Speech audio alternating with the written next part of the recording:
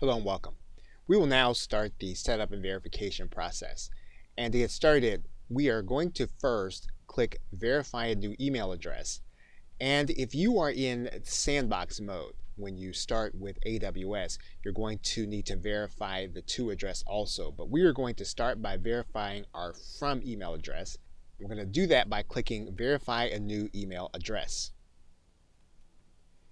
And when we get to this dialog box, we're going to put in the email address that we want to verify. And then we're going to click verify this email address. SES will then send the verification email to our email box. So we'll need to go to the email address and then verify the link. You should then see an email address from Amazon Web Services. You're going to want to open that email.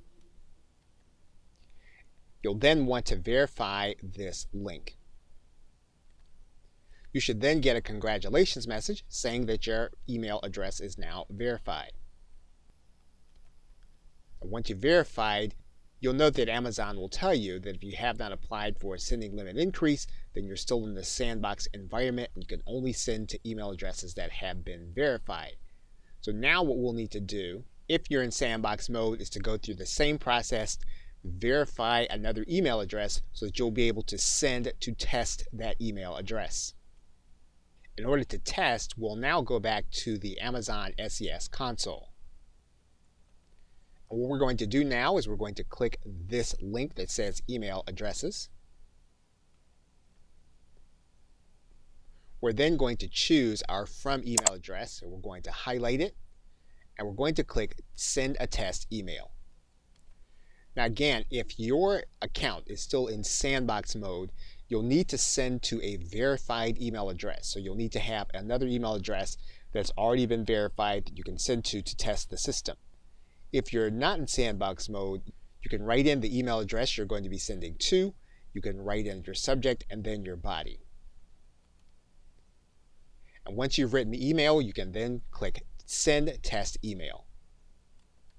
You should then be able to go to your inbox and then see the email that has been sent. And if you do, that means that the system is working properly. Now, in order to begin using Amazon SES, you are going to need to move out of the sandbox mode. And if you are still in, you are going to need to go through a few steps. First, you're going to need to visit this particular link. And this is where you're going to open up a request to move out of the SES sandbox.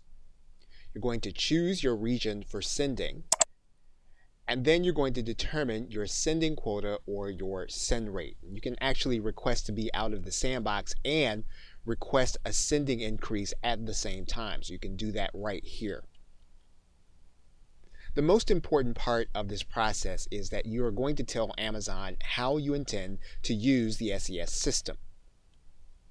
You're going to want to tell them how you're going to build and acquire your mailing list. You're going to tell them how you're going to handle any bounces or complaints. You're going to tell them how people are going to be able to unsubscribe from your mailing list and how you're going to respond to those requests. And then you're going to tell them how you arrived at the number in terms of a sending increase that you requested. And once you submit, this request is going to take one entire business day to evaluate. Now, Amazon also says this, quote, if you want to have your account removed from the sandbox but you don't want a sending limit increase, specify either a daily sending quota of 200 or a maximum send rate of 1, depending on the value you choose for limit. These are the limits that Amazon SES applies by default to all accounts in the sandbox. So this will get you out of the sandbox without raising your sending limit so that you can continue to test the system. Okay, so with that, thanks, and I will see you in another video.